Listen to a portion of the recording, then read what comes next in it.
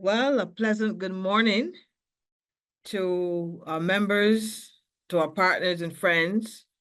Thank you so much for joining us for today's webinar. This is the month of November. This is our monthly information session. We are so glad that you have elected to join us for the next hour as we discuss a very important topic, and that of cybersecurity. Our focus today is mounting a defense against cyber attacks. We want to understand how do we go about building resilience, helping our small business sector in particular to be able to combat the pervasive, it would appear, challenge of cyber attacks. I am Dr. Lynette Holder, CEO of the Small Business Association of Barbados.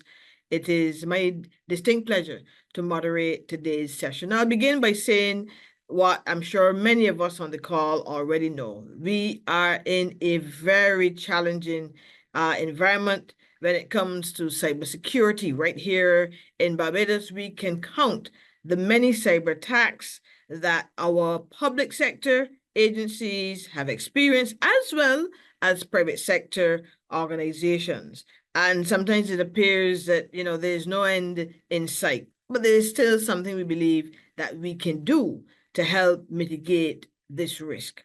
And, we've been organizing these webinars every month, and I would dare say that, to me, this is maybe one of the most important topics that we have discussed to date because of the pervasiveness of cyber attacks, especially at this point in time, and we anticipate that it will get worse. So we want to ensure that we can help our members with their resilience building efforts, help them with education and understanding what is happening out there and what they can do.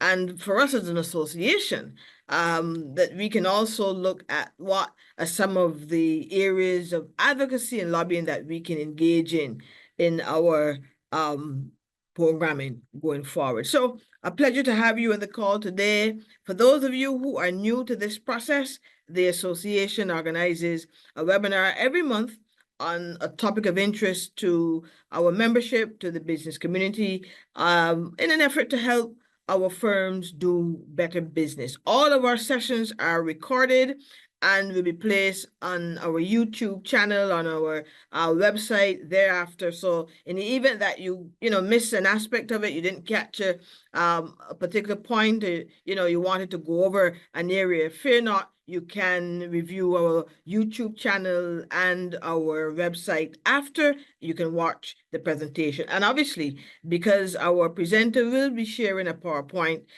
with us, you'll have the opportunity to review that as well at your leisure.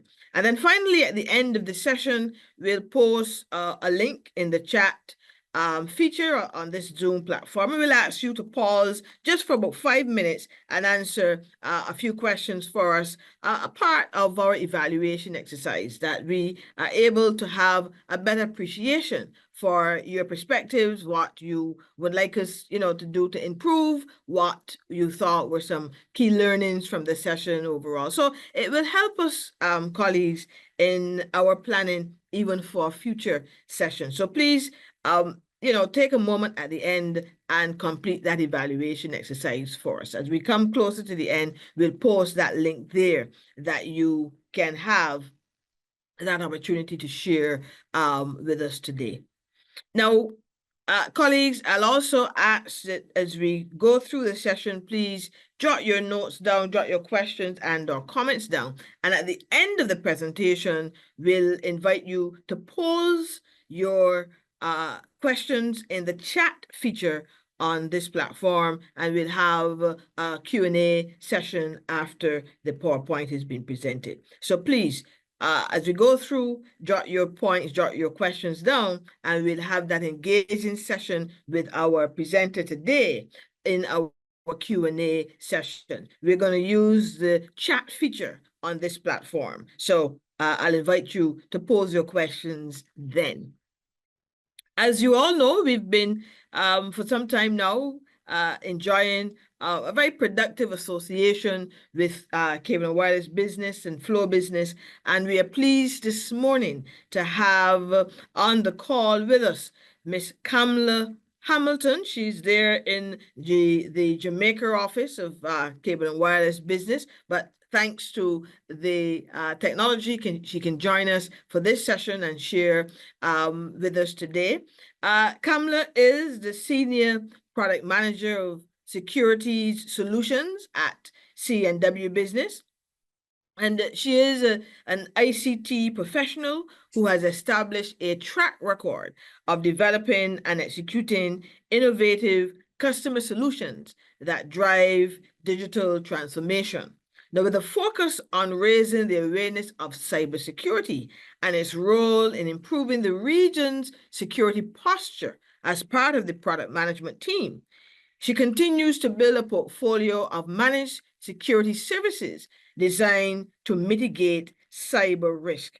Just a short profile on our speaker today. She comes, colleagues, very well experienced to address this topic for us. And so without any further ado, I want to invite Ms. Kamla Hamilton to come on and share with us in this exercise today as we look at mounting a defense against cyber attacks. Colleagues, we're going to share on how we can build resilience, especially in our small business community.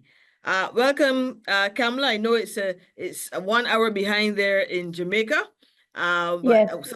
it's nice and sunny here. Not sure what it is over there. Hope the same for you. Good to have you on the call. Let's go right ahead and jump in to our presentation today. All right. Thank you. Good morning, everyone. Thank you so much for that introduction. And thank you, Dr. Holder and team, for the invitation to share with not only the membership of the SBA, but any other persons that may be joining. As Dr. Holder mentioned, cybersecurity is critical. It is something that we need to look at. It affects us not only in a business way, but also in a very personal way. And so it is just very important at this point that we have this discussion about mounting a defense against cyber attacks, because as mentioned, the landscape is literally in flux. It's very dynamic. It's not going to settle. The number of emerging threats and evolving threats is not going to decrease. It's just simply going to be escalating at a really rapid rate. So is there any hope in sight? Yes, there is hope in sight, because there are specific measures and specific steps that we can take, both at a personal and more importantly at a business level, to mitigate. So I'm just really excited to have the opportunity today to share with you on this topic. Now, when we think of cybersecurity, literally it feels like a quagmire of things that are happening all at once, and we don't necessarily know how to navigate. What should we do? Who should we call? What controls should I put in place? What is cybersecurity? It's just literally a mass of things hitting us all at once. And so with that in mind, the first thing that I want to do is to establish a baseline. And that baseline is, what is cybersecurity? Because we hear the term bandied about quite a bit. It's used in several areas. It's used in several contexts. But let's just establish what it is. Cybersecurity literally is the combination of technology, people, and processes. And these three things work in convergence to protect sensitive data, to ensure business continuity, and also to safeguard against any type of financial impact.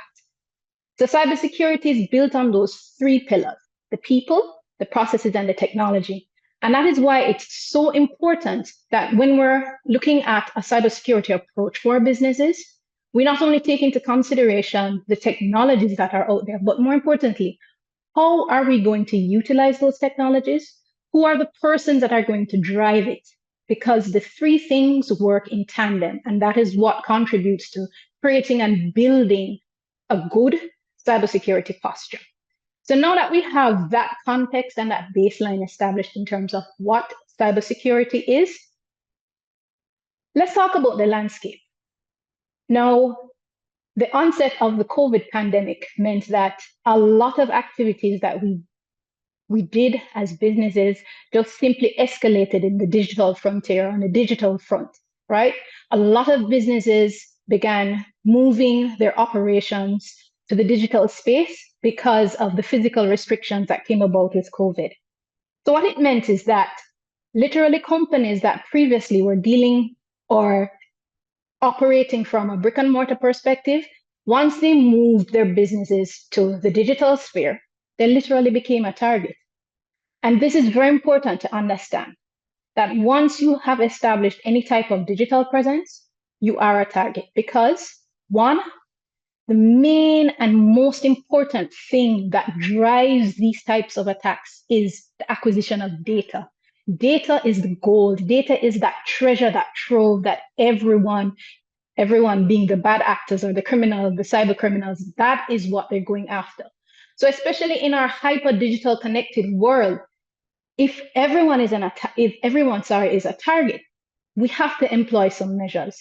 And what we've noted is that there are over 300 billion phishing attacks annually. And these impact our businesses on several fronts. It affects us in terms of reputation, possible financial loss, possible legal implications as well. So the whole idea of implementing cybersecurity is to safeguard yourself as an individual, and yourself as a business as you conduct your business. Now, the landscape in the Caribbean is very unsettling at this point. We've had some really, really massive data breaches. Here are just three of some that have happened over the past 4 years. Massey had a massive attack in April 2022 and October 2022 in two of their locations in Trinidad and Jamaica. And this resulted in over 17 gigs of data being leaked. Now, let's just take a step back to understand the sheer volume and size of 17 gigs of data. The average Word document that has about, let's say, 5 pages with minimal pictures, on average is about 2 megs, right? 2 megs is literally 2% of 1 gig. So if that's one document and that's 2 megs, just think of how many documents, thousands and thousands of documents that would have been included in that 17 gig data breach or data leak, right? Taxpayer information, driver's licenses, passports, critical and information that identifies persons. So this was a major breach. In Bermuda, in 2023, we saw the breakdown of the government IT and their communication systems. And this attack allegedly was coming from Russia. And more importantly, it seemingly affected quite a number of other Caribbean jurisdictions. In Jamaica, the government wasn't immune either. The Financial Services Commission suffered a ransomware attack in 2023. And I don't think I need to highlight anymore the attacks that Barbados as a nation has been facing, especially over the past 18 months, right? So the picture I'm trying to paint here is that the Caribbean is a target. The Caribbean is a hotspot. We have historically been complacent as a region because we think and we feel that we are too small to be on anyone's radar. But as I mentioned before, we're generating data. We are impacting, or we are inviting investments from overseas financiers into the region. So we're generating a lot more data. The move of businesses to the digital sphere to conduct business means that we're creating and generating and utilizing a lot more data. Data is what our cyber criminals are going after. So if we have significantly increased the amount of data that we're generating and using, it means that we are no longer just a small blip on the radar of the cyber criminals, but we are an increasingly larger one. And you can see by the number of breaches that you're seeing here. And what's important to note is these are larger institutions, and these are institutions that have reported these breaches, but the vast number of breaches across the region and across small businesses across the region, and particularly in Barbados, the breaches go unpublicized. People don't speak about it because there's a huge sense of, shame. There's a sense of my reputation will be tarnished if I speak about it. So you may say that, these attacks are just seemingly being directed to larger organizations. So once again, as a smaller business, I may be exempt. No, you're not exempt. You are on the radar, and you more than likely have been targeted and you probably just don't know, or you have experienced an attack, but you have not spoken about it or you have not publicized it. So the volatility within the Caribbean space continues to increase with the increased number of attacks coming towards the region. Now, when we kind of zoom out and put on a wider lens and look at the global cybersecurity spend, in 2021, Gartner reported that they were estimating that there was going to be a 12.4% increase in the cyber spend. And the final value for 2021 would have been $150 billion. That was the expected global spend on cybersecurity for 2021. If you look to the right, you will see that they significantly updated that. In 2024, which we're still in, coming to the close of it, the expected spend is $215 billion globally. And so you might be thinking to yourself, okay, this is a global figure. How does this impact me as a Caribbean entity, as a Bayesian entity? Well, unfortunately, sometimes we don't have Caribbean-specific statistics. But if even we were to take a percentage of that, like 1%, you would see that it is a significant spend. And for me, the more important and revealing trend that you're seeing here is 1, the spend is increasing. 2, you as an entity will spend money on cybersecurity. And you will do it in one of 2 ways. You will do it as a proactive measure or proactive control, meaning you have looked into your crystal ball and you have seen that you are probably going to be attacked and you put in place the proper controls. Or you're going to spend money reactively. You don't have the controls in place, you experience an attack, and you have to spend a significant amount of money, time, and effort to basically recover and mitigate from that attack. So the bottom line is you will be spending money on cybersecurity one way or another. You are in the driver's seat to determine how and when that money is spent. And so that's the discussion that we're going to be having today. How do you mount that defense so you properly balance the spend off for proactive controls and reactive controls? Because let's face it, this is a very important point. There is no such thing as 100% cybersecurity. Irrespective of you putting in place the best measures, the best technologies, having the best people, having the best of everything, as I mentioned, the 3 things, the technology, the processes, the people, does that stop attacks from coming towards you? No. Does that stop potential human error? No. So by way of that, it means that there is no such thing as 100% security, and we have to factor that into how we develop and create and execute our cybersecurity programs. So that's a spend. Now, let's come home to the Caribbean and look at some stats here. Because remember, an important component of cybersecurity is the people. So what we note here is 70% of Caribbean companies whom we assessed, they don't provide continuous security awareness training for their staff. And that is particularly worrying because remember, human error is always present. And so if you're not training your staff members, it means then you're not ensuring that that first line of defense is strengthened and fortified. Another way I like to think of the people within an organization is the human firewall. I really love this term because a firewall basically says what can come in and what can go out. So as a human firewall now, you're being able, once you receive that training, to determine what is a potential threat and then acting. And so if 70% of the companies across the region are not ensuring that the people that are doing the daily operations of their business are trained to detect and to know how to escalate these threats, then what does that mean? We're in a dire situation. We also found that 90% of the customers that we conducted penetration tests on, a penetration test is literally enacting the steps that a hacker would take or cyber criminal would take to breach an organization. So we do that in a good way. So we found that 90% of the organizations didn't even know when the penetration test was being conducted because they didn't have the controls in place to detect it. But I think the most worrying part of the stats that we're seeing here is that, once again, 90% of customers have unpatched vulnerabilities. Now, unpatched vulnerabilities is literally work as you saying, putting a target on your head and say, come after me, come after me.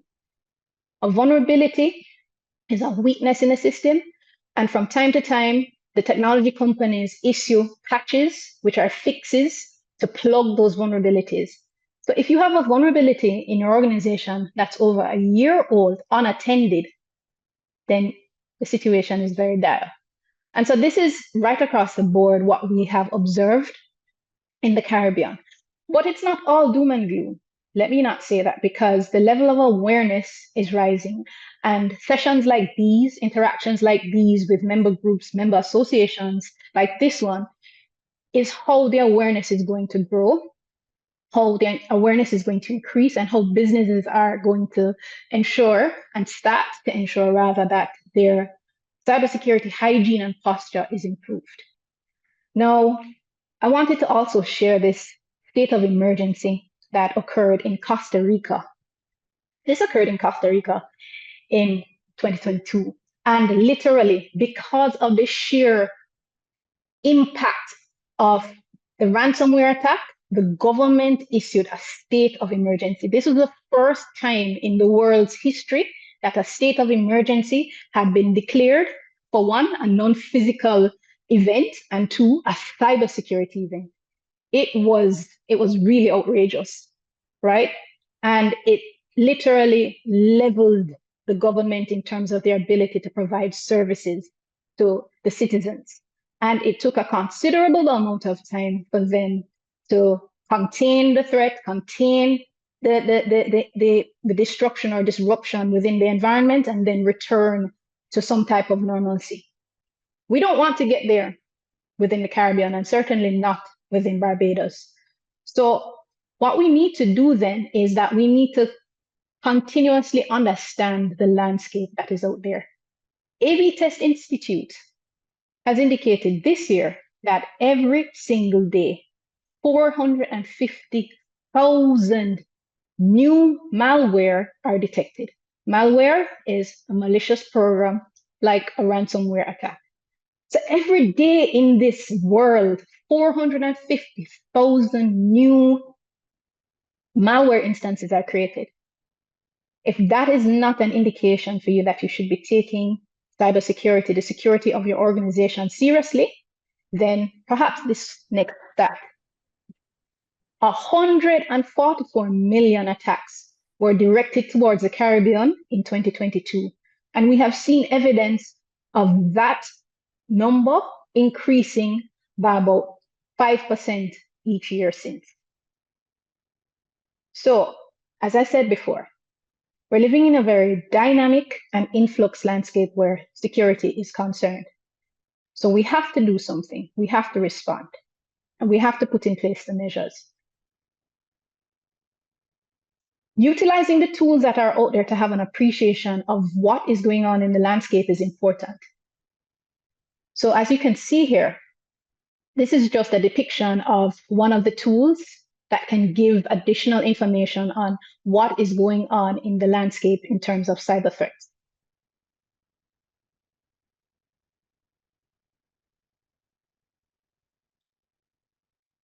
So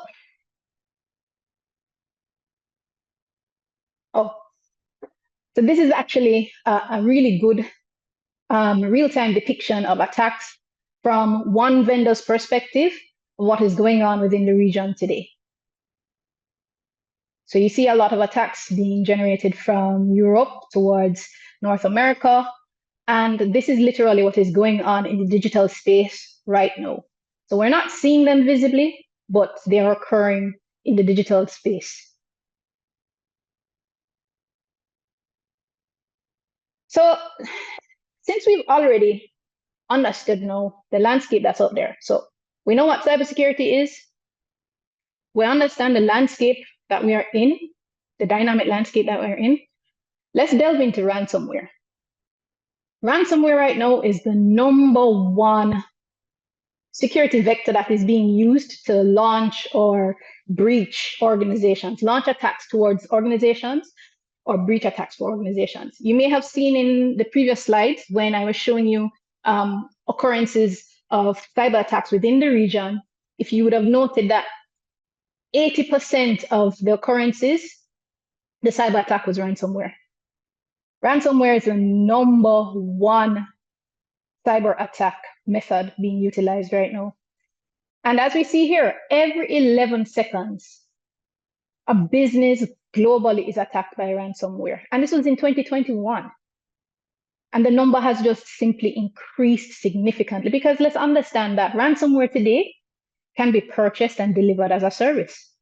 There are many, many, many entities out there in the digital space that are offering ransomware literally as a service. So just in the same way that you go to the supermarket and you purchase your groceries, you go to that supermarket online and you purchase a ransomware attack, which you can then deliver. So if that's available, it's just saying that, you know, the number of attacks that are out there potentially is just phenomenal. Now, 17% of victims who paid a ransomware, they never ever recovered their data at all. So the cyber criminals hold your data ransom and they tell you in order to release it, you need to pay that ransom, typically a very extravagant number. There are entities that have paid it, but there's no guarantee that you will receive access to your data because these are criminals. So regardless of the methods that they tell you or try to convince you that you'll receive access or regain access to your data, no. 17% of victims who paid the ransom, they've never recovered that data. So let's once again take a step back to understand what ransomware is. So ransomware is a form of a malicious software or malware, and it is designed to encrypt the files on computers.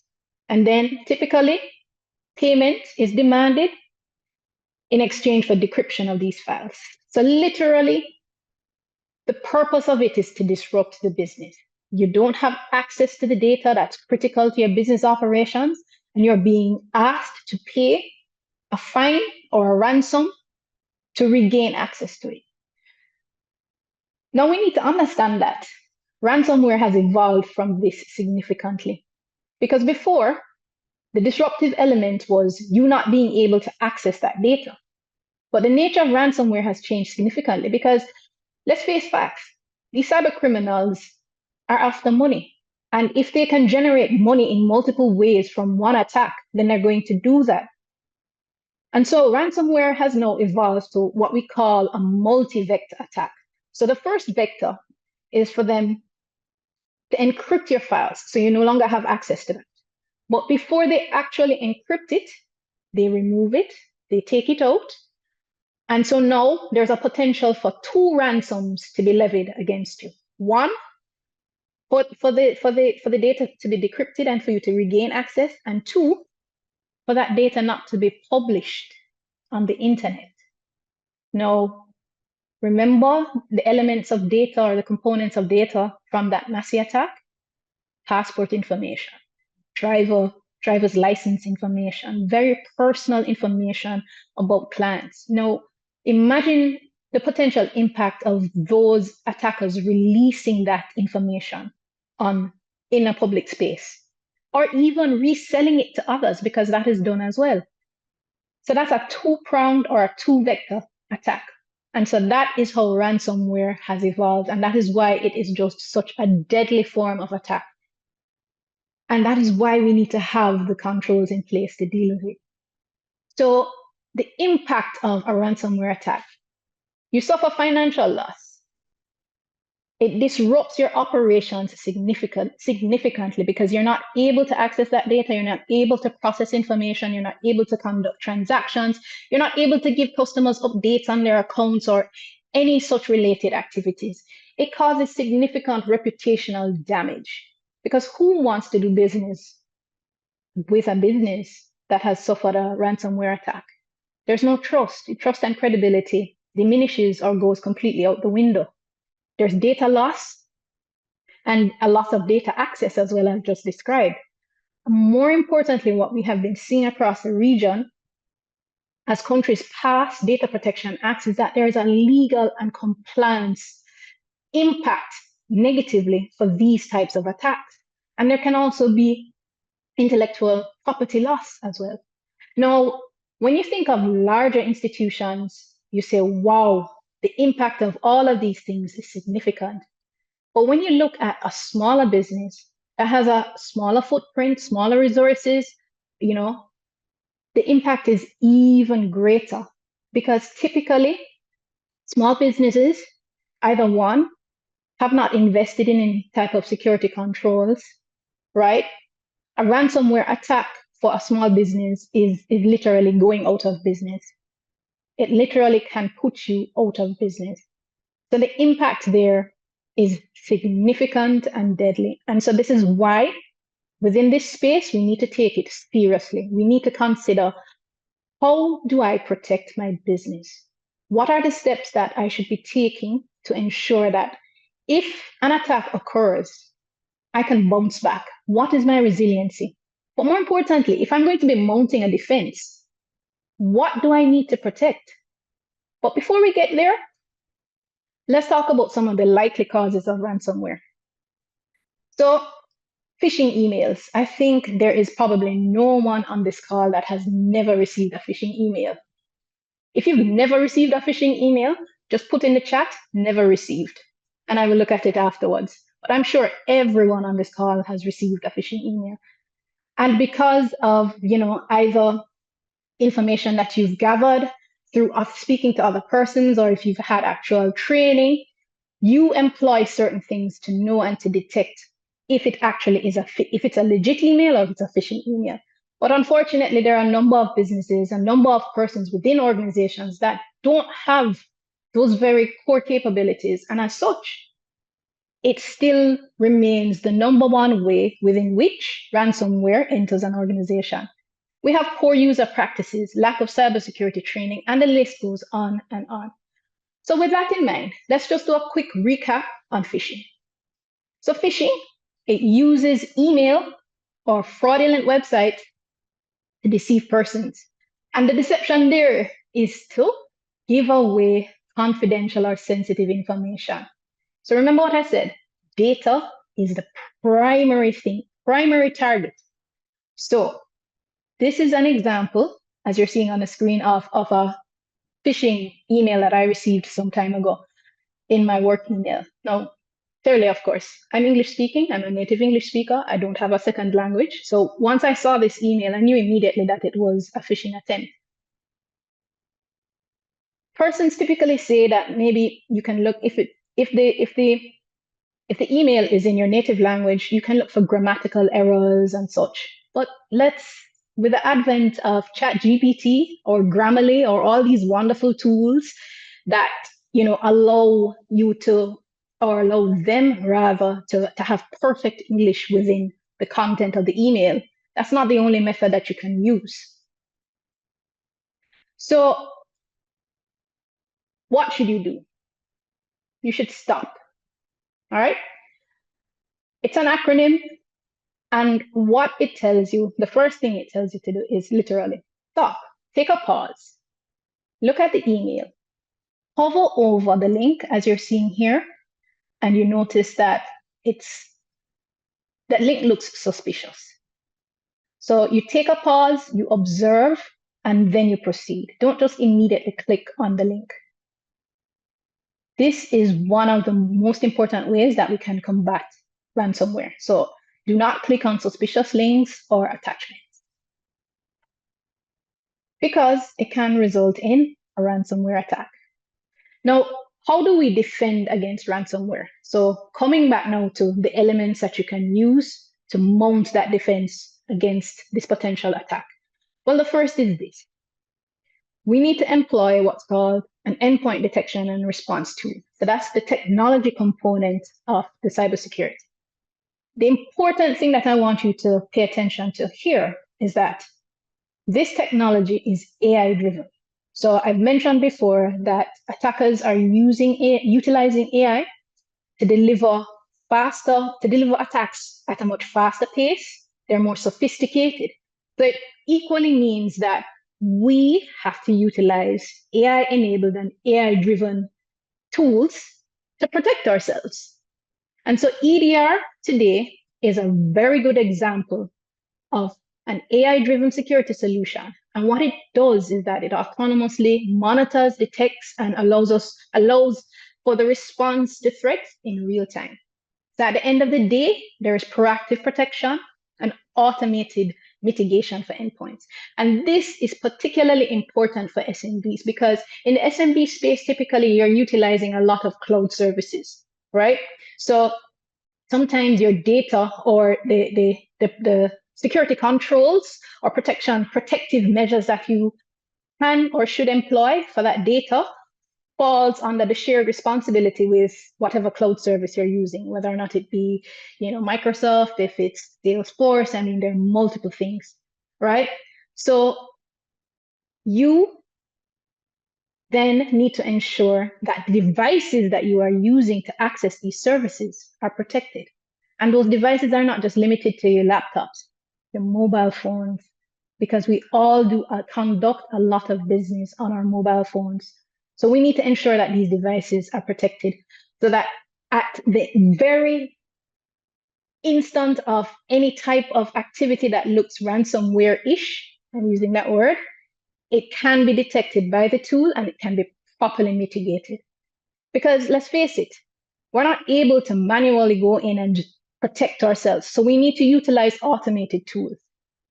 The second element that we can use to defend against ransomware is user security training, user security awareness training. And I mentioned it before, because educating our users, understand, identify, avoid, and escalate to the correct persons is important. Because at the end of the day, we want to prevent or mitigate harm to both the organization, the stakeholders, and we want to reduce that human cyber risk.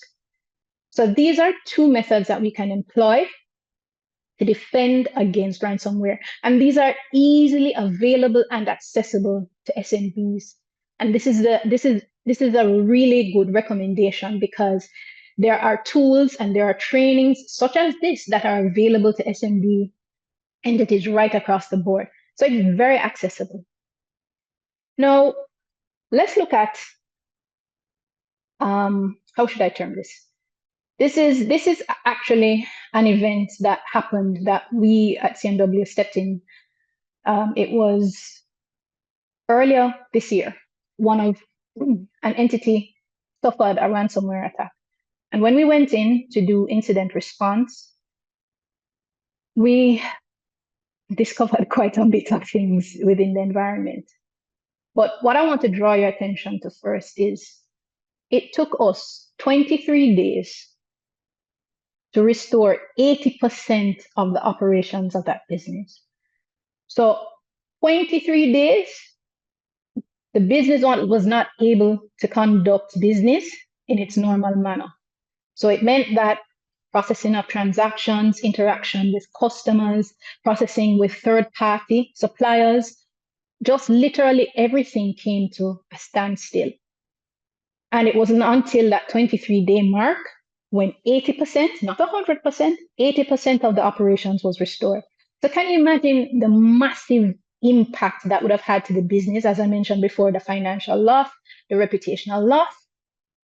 When we did our forensic investigation, we discovered that the first indication of someone coming into the customer's network to do, nefarious activities, the first indication was 12 months prior. But no one had been looking at the logs. They didn't have the controls in place to detect when someone was coming in, when someone was in, and when they were doing their activities. So this could have been prevented. But 12 months in, no one knew that the attackers were there. And this is very, very important because we tend to think and believe that a cyber attack is literally the boom. If you think of an explosion, but remember, someone has to place the bomb. Someone sets a timer on that bomb. And all of those activities, if they go unseen and undetected, it just means that it increases the success rate of that explosion happening.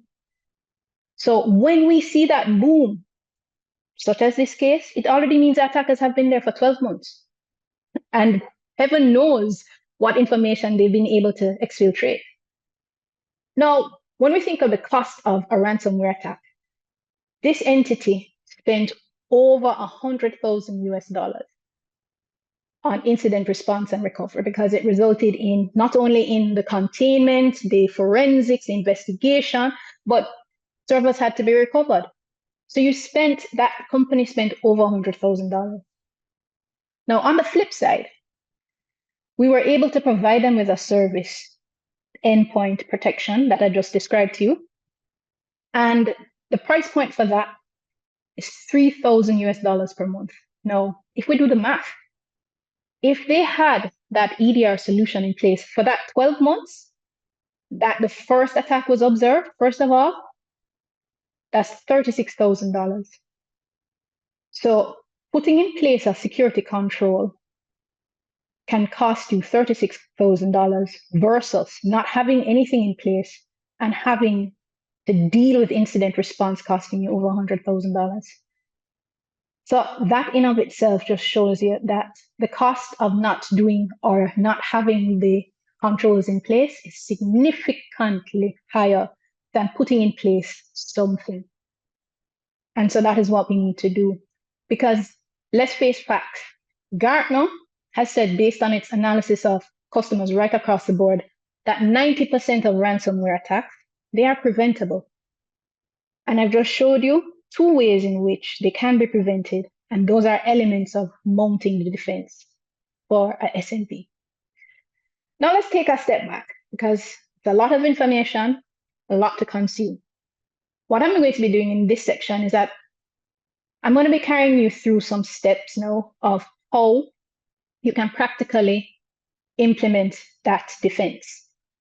Now, whenever I think of a defense, I'm thinking of putting up guardrails, safeguards, and so on. But what am I putting up guardrails to protect? What's important to me? Why is it important to me as a business? Where does my data reside? What are the platforms or applications that I'm using? And so the first step is to know your environment. You have to know your environment. You can't mount a defense to protect something when you don't even know what and where that something is. So you need to identify the critical systems. So as an SMB, you may not have, numerous servers, but you're using numerous cloud services. So where are they? What are they? What is the utilization like? What security measures have those cloud providers put in place to ensure that you are protected? These are things that you need to know. What, if any, compliance standards are important for you as a business based on the end user customers that you interact with, the type of regulatory organizations that you have to interact with in order to deliver services? What are those? Because then that is what will guide you to determine what needs to be protected. And more importantly, as Dr. Holder mentioned, this is a risk-based approach. What is important? What can I do without? What can the business not do without? What poses the most risk? Cybersecurity at the end of the day really is a risk mitigation approach. And you can't understand or know your risk tolerance unless you know what is there to be protected. So you have to know your environment.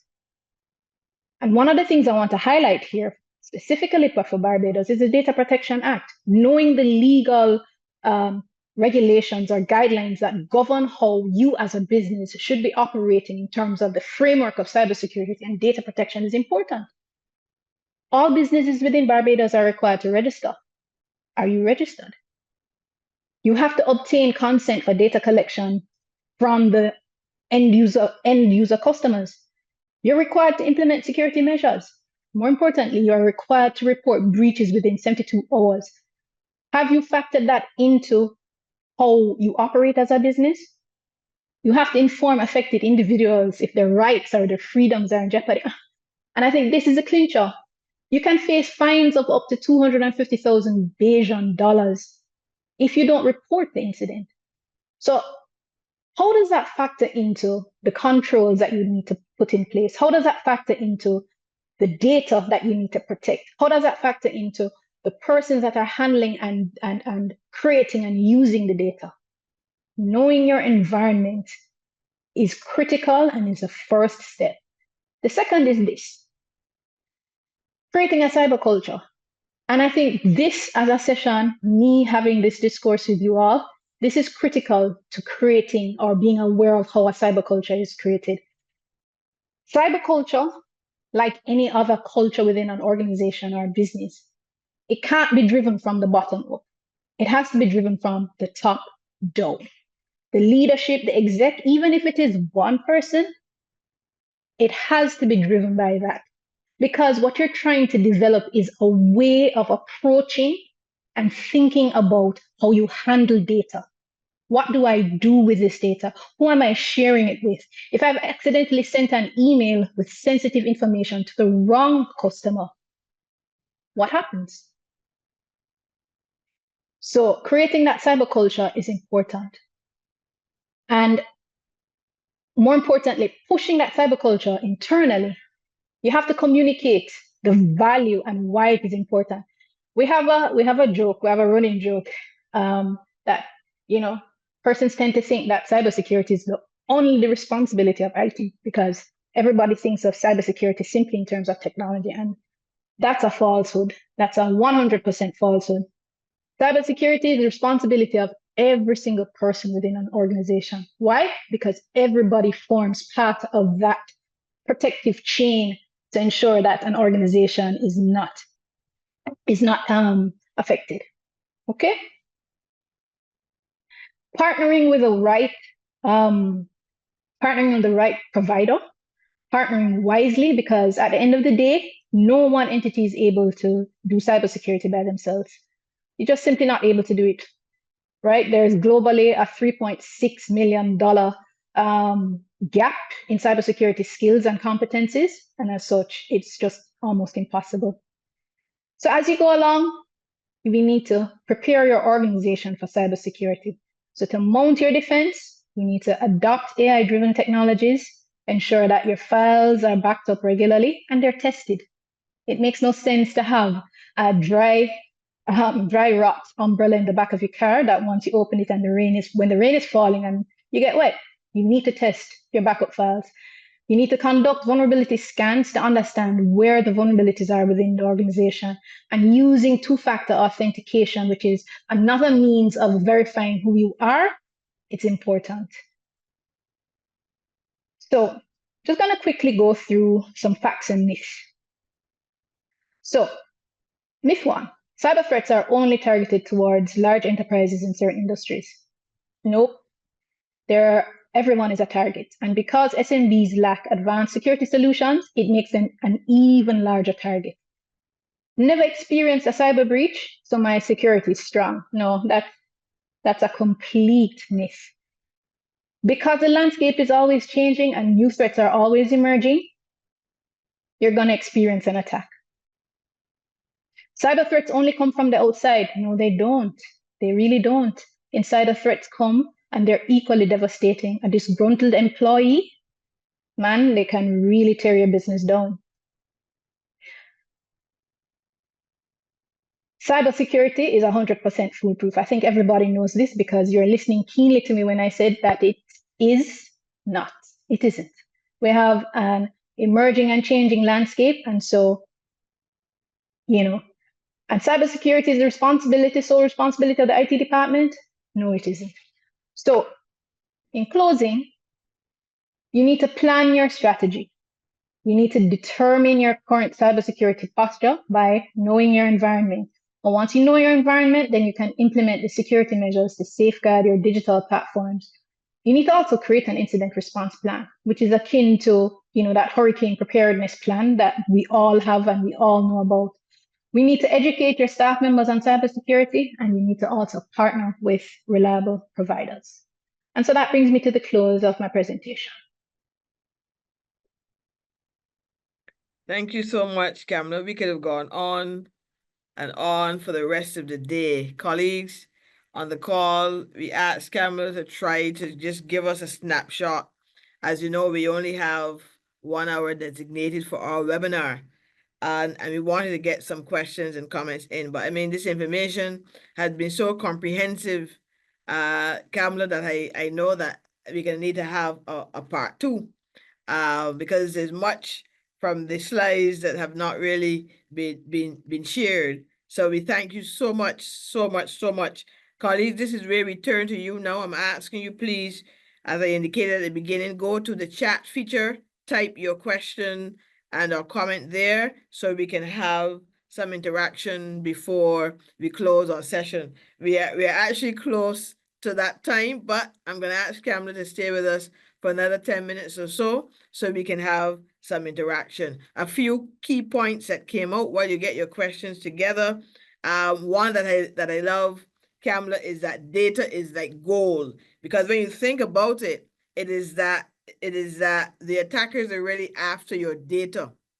Now, sometimes I say to myself, I can understand, yes, your government departments, maybe even your banks and your financial institutions that you show there on the slide, the kind of data that they have. But for so many small firms, that what data really do they have that would challenge an attacker? And then the first part of that term, ransomware, comes to mind. Ransom, that beyond the data being gold, that they're actually after money as well. So, you may not have what we may consider to be data that is really that valuable, but for you it is, and they know that. So it is trying to get you then to pay that ransom to get back access to your data. So the comments and questions are coming in. Kamla, you can just help me by, let's go to our chat feature there so we can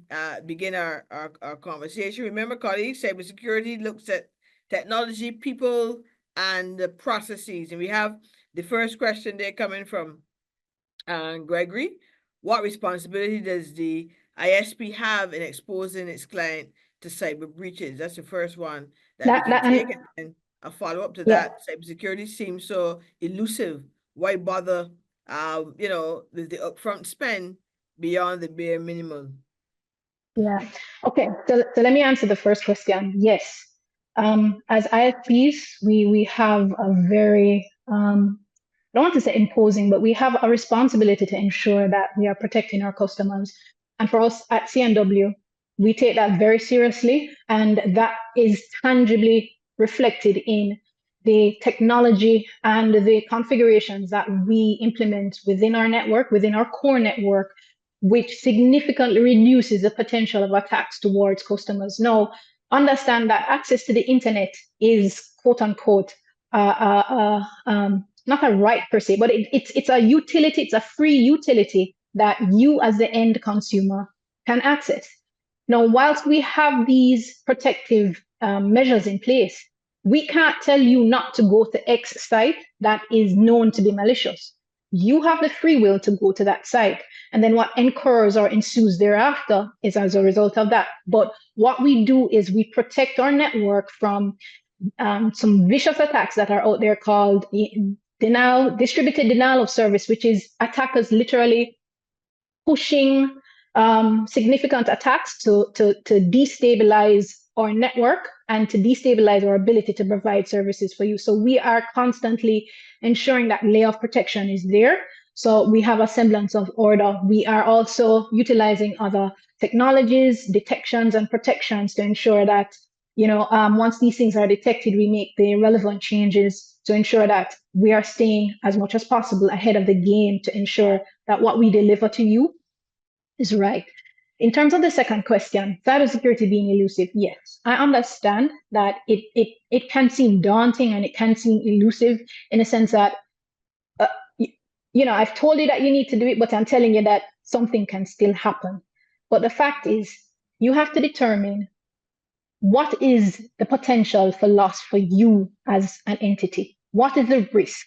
If you suffer an attack and you lose access to that data, how much impact, whether or not it is monetarily, does that have on you?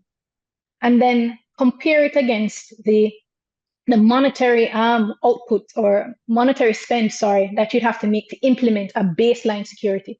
And then you determine if you are able to accept that risk. Because as I said, cybersecurity is risk mitigation, and there is no template that's going to work right across the board, like cookie cutter for everybody. It depends on what is important for you. Let's think about it even in the sense of like hurricanes. I'm using that analogy a lot, right? I can decide that I'm going to live beside a river. And living beside that river because it's been dry for tens and tens of years, right? And then suddenly there's a flash flood on it. Am I going to stay at that river, or am I going to say, okay, no, I expect that it's not going to happen? And if I do, then I take that risk and I don't implement whatever controls to either move or put in place any sandbagging or whatever it may be.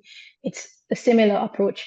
So what we can do to reduce the elusiveness of it is to take a really direct and targeted look at what is important for us as a business, as for you as a business.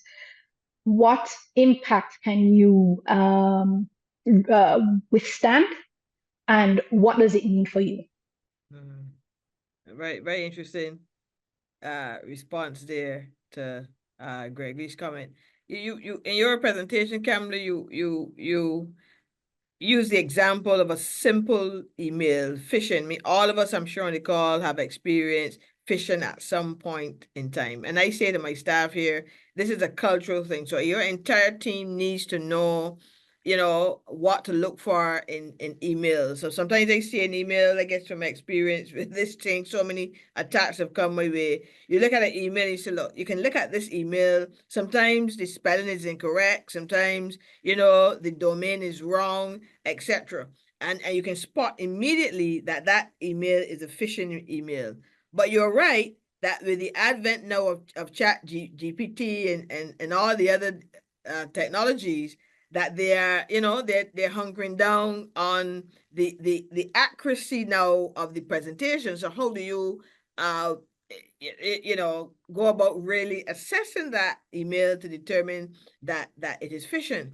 And therefore, I think Stephen's question here is very pertinent.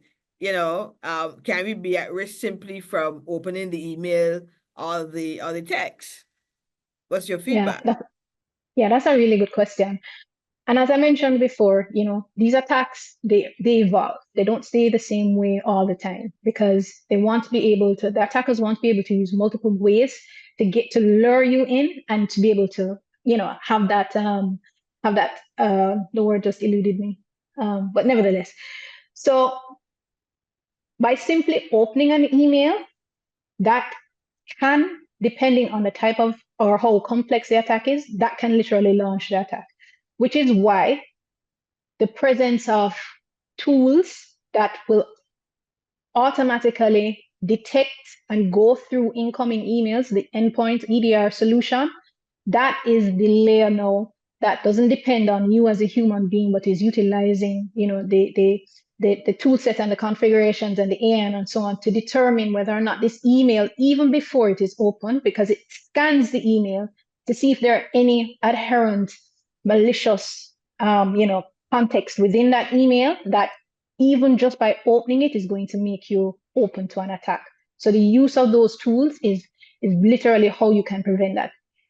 In the SMS world now, there are there are EDR implementations for mobile that will actually go through and look at the SMS messages as well, similar to emails, and determine whether or not that SMS. So you can utilize your human capacity to determine if it is, and then working in tandem with the EDR driven or the AI driven tool set. That right now is the best, or one of the best ways of protecting. And understand, of course, that is what it is today. It can change significantly tomorrow depending on the changes in the landscape. And so that's one of the things. There are things that you can do, things that you should do, but you also need to be open to the fact that things change, and they can change significantly in a short period of time. So the methodologies and the approach that you utilize today may have to be modified to deal with the changes in the landscape that you face tomorrow. So in response to Damien's question, you were saying then that the EDR is a more secure option. Secure, yes. EDR, yes, because so you gave me 10 more minutes. Let me just spend half a minute on this. So the traditional antivirus, what it does is that it has a known list of attacks. And so what it does is the antivirus is literally looking in that file to compare. Now, as we're saying, there are 450,000 new malware every day. How is that file at 11:59 p.m. going to help you with a new malware that's generated at 11:58:59? It's not, because it's not in that list. And how the antivirus operates is it uses that list. That's the de facto. If it is not in the list, then it's good. Now, that approach worked previously. That approach does not work today in the evolving landscape. And so the difference now, or the benefits that the EDR tool brings to the table, is that it utilizes heuristics, patterns, and behaviors to determine suspicious activity. So you're asking me about SMS or emails that may have suspicious content in it. What it is doing, it is looking to see if that email or if a file operates in a certain way or is trying to access particular system areas that typically should not be accessed. So that's a behavior. And once it detects that, then it says, okay, this is suspicious activity, let me quarantine it. The EDR can do that. The antivirus cannot do that. And so that is why organizations today need to move from that traditional antivirus to the EDR, because that is what will provide the additional layer of protection that the antivirus, it just will not. I mean, you can look at industry reports right across the board. The general push is to move from the traditional antivirus because it does not provide protection in today's day and age. Mm-hmm. Okay, so this tell me that you can see the questions there we have fallen on. I think I asked about Damien's question, but we had Stephen's now. Stephen's Demon's second set of questions, and I think maybe 3 or 4 after. So if we can take these final questions here before we wrap up, Kamla, that would help. Sure. You did mention in your presentation that one matter that you guys had to deal with when you did the research, you found that the attacker was in the system for 12 months. 12 months, imagine that, before they actually mount that attack. Now, I mean, that is significant. That is significant. So it tells me that we need to be doing maybe audits more frequently. What is your feedback on that? Why you take a look at the remaining questions we have? Right. So it's a number of things, right? So we need to employ one of the key ways in which we can utilize, or we should be utilizing, the technologies that are out there is we need to automate as much as possible the detection stage of implementing security controls. And by that, I mean utilizing technologies that are going to be automatically detecting or looking or searching for particular anomalies, whether or not it's in log files, whether or not it's in processes, and so on. So we utilize these tools to make our work as individuals easier, one, to have the detection of potential attacks be faster, because as you said, 12 months. That's a very, very long time. In fact, globally, the average time I think is about 277 days. So yes, we need to be utilizing tools that are looking at the logs, correlating the logs to identify if there are specific security events that are happening. Because we might think that, someone trying to access a server and the password fails, and the password fails, and the password fails. If that password fails 5 times, then it's a clear indication that that's someone that should not be accessing the system or doesn't have. So that could be a potential indicator. Now, a human being going through and searching those logs and trying to find that, it's quite laborious. But when we utilize tools that can do that for us and make the correlations, then it makes it easier for us to detect those things and to minimize that. So I always say, or they say that it's not if you're going to be attacked, it's when you're going to be attacked. But my spin on it is, do you know?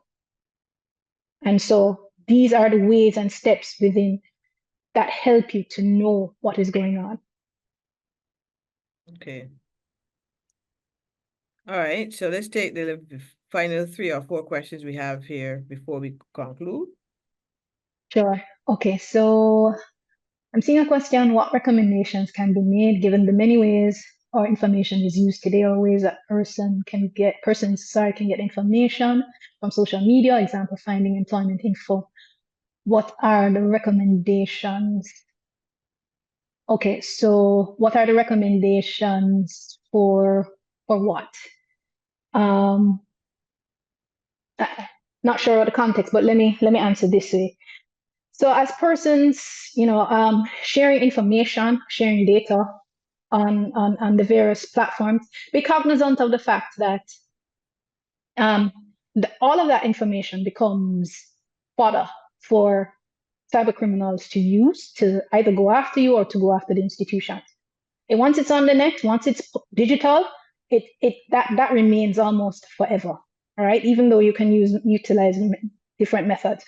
So you need to, first of all, come up with a policy to determine what information is going to be shared, where it is going to be shared, the life of that information, right? So as an organization putting that out, those are one of the ways in which you can not necessarily protect, but be more vigilant and determine how and when and where your data is going to be shared, because it becomes public domain once it goes out onto the internet and it can be used, right? I'm not sure if I'm answering the person's question, because I'm not sure what recommendations for what they were kind of alluding to. So let me go to the next part of the question. Training data may be inadequate or corrupted. What measures can small businesses put in place to capture this in the SLAs of these vendors to be held accountable for such instances?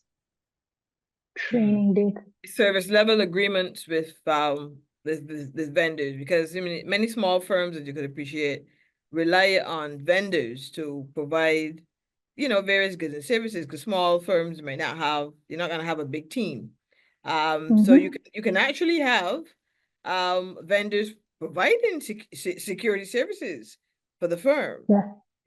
So the service level agreements there, I believe the member is querying, about training, etc.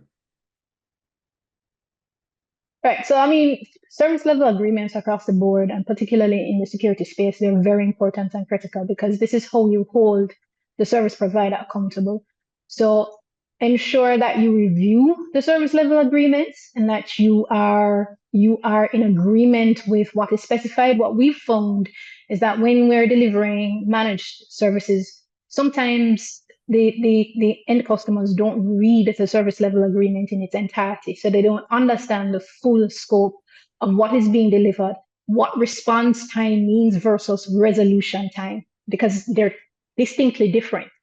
And so my recommendation or my suggestion there is that you ensure that you read it thoroughly, ensure that you come to an agreement. And if there are things in the SLA that you don't agree with, have discussions with the vendor to see if there are any types of addendums that can be made. Of course, it's going to be dependent on what is mutually benefiting.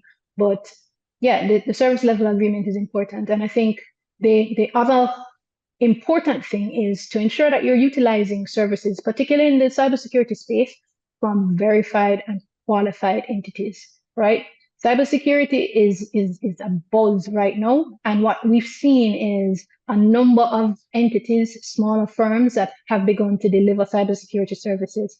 So you need to check the veracity of what they are delivering, check the tool sets that they're utilizing, understand and ensure that the personnel, the human resources that are being utilized, that they have the adequate certifications, whether or not the entity is compliant with some of the more well-known standards, whether or not it is ISO 27001, if they provide any type of adherent frameworks like PCI DSS, if you have financial transactions and so on going on your website. So you have to do your due diligence, because I think one of the things I had there is that it's subscribing or engaging a partner does not relieve you of the responsibility.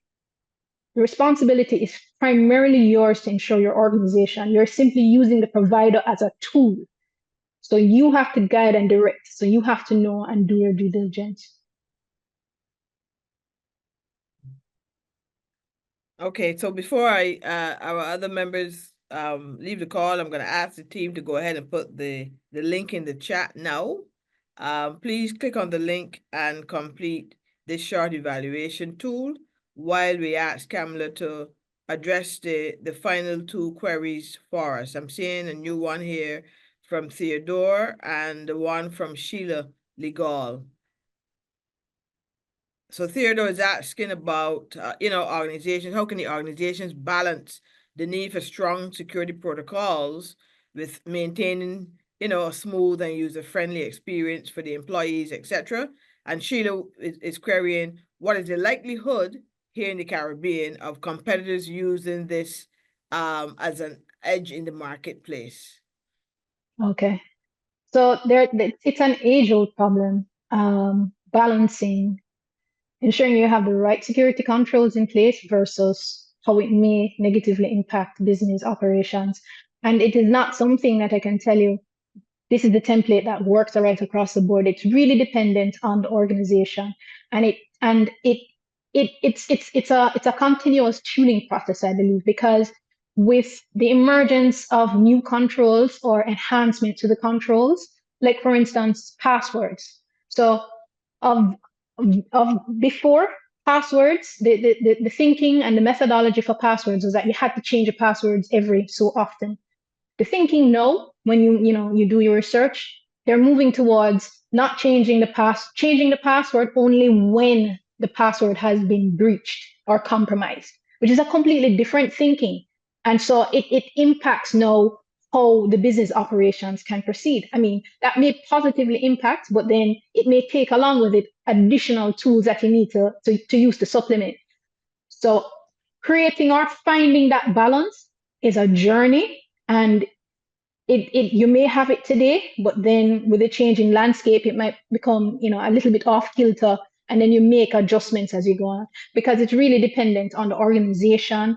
It's dependent on the people within the organization. It's also dependent as well on the level of cyber awareness and how pervasive that cyber culture is as well. Because if you have an entity who just completely nobody takes responsibility or cares about cybersecurity, then it's going to be, you can implement the simplest of controls and it could be deemed the most disruptive.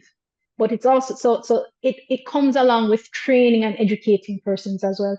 And then the second question was whether or not persons could use this as an edge.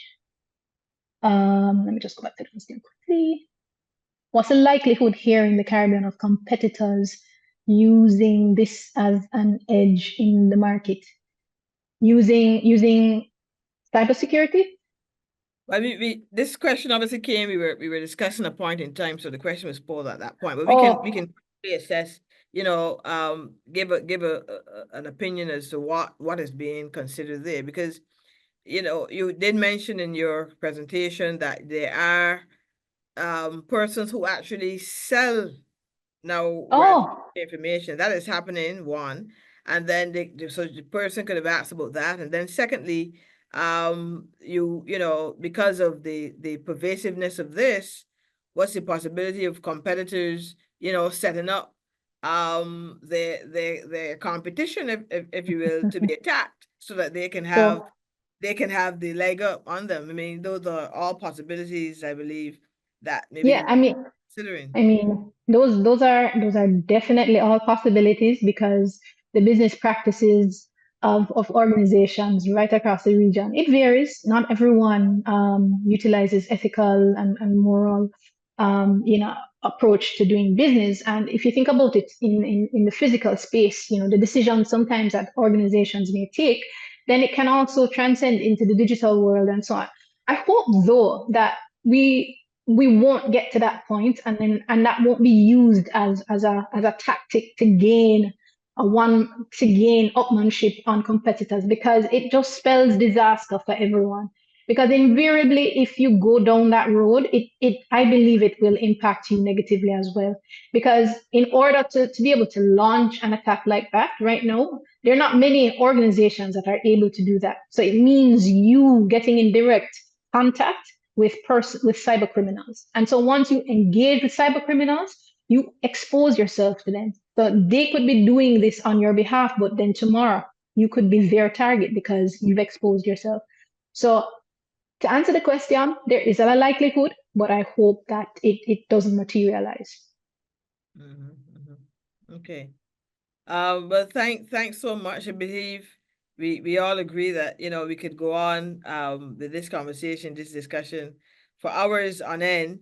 But we are actually out of time. We've gone over a few moments. We felt it was important, Kamla, to have a couple of the questions posed, you know, discussed. So we really want to thank you for staying on a little longer with us. And we thank the members as well, and those colleagues on the call who have shared, you know, a part of the Wednesday with us. We thank you so much for doing so.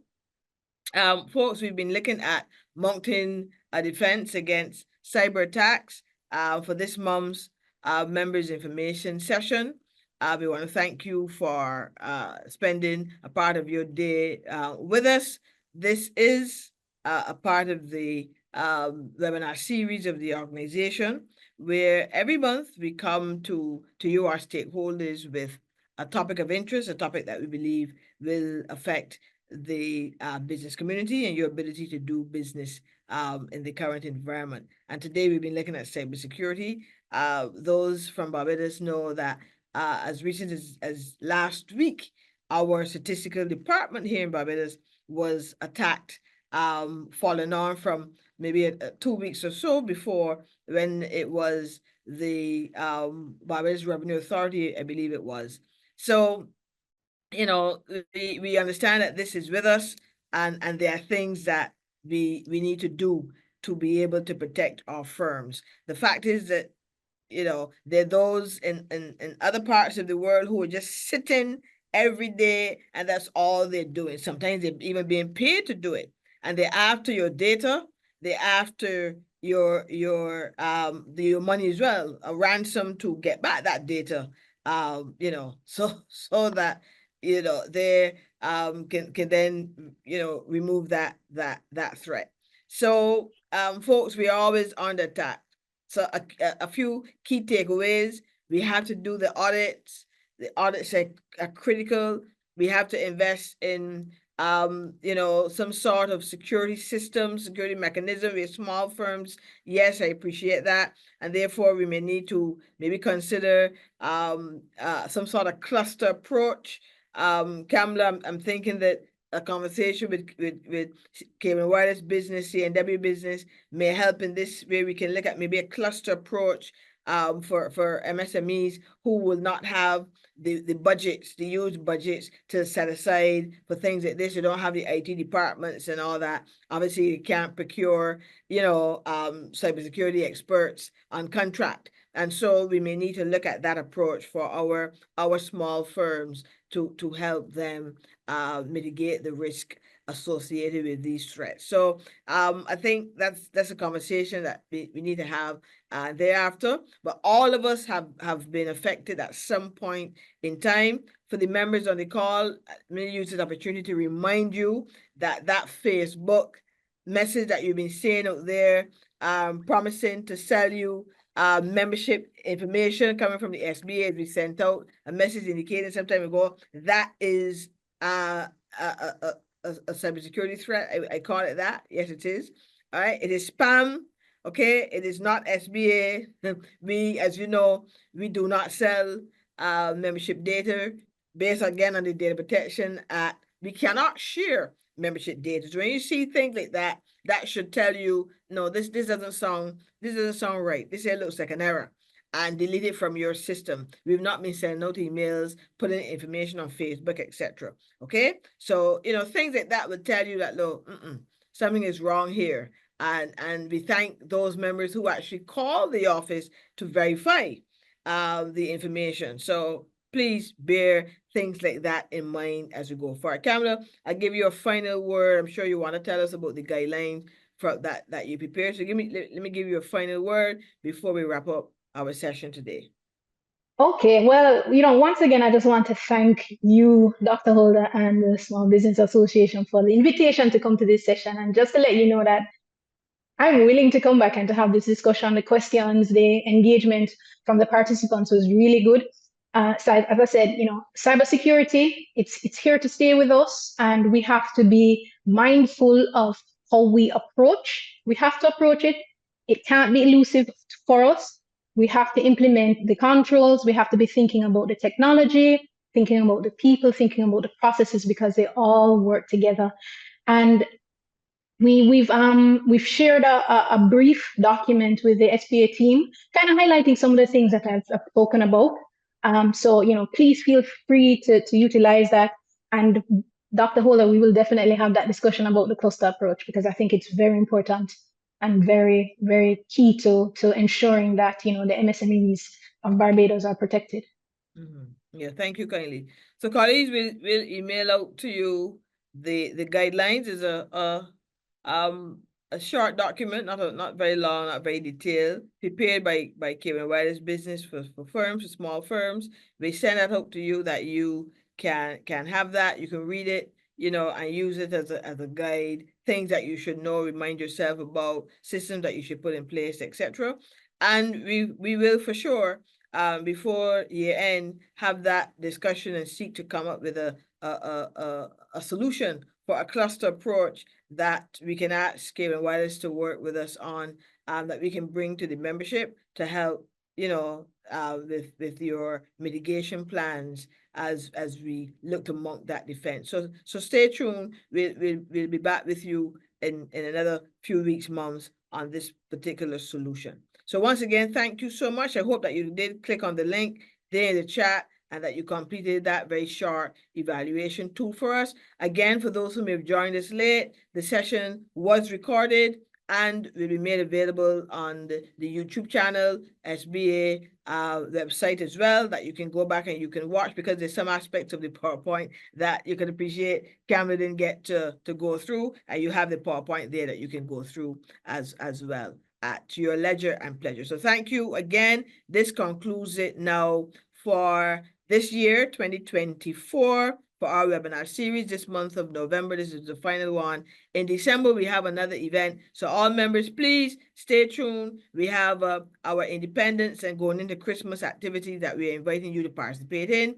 And as we head into Christmas, that you can join us as we have some fellowship and camaraderie and so on, as we have always do here at the SBA. So you can look out for that as we bring the curtain down on the year 2024. So thank you so much, colleagues. Thank you so much, friends, for being with us today. God bless you all. See you on the next occasion. Bye-bye for now.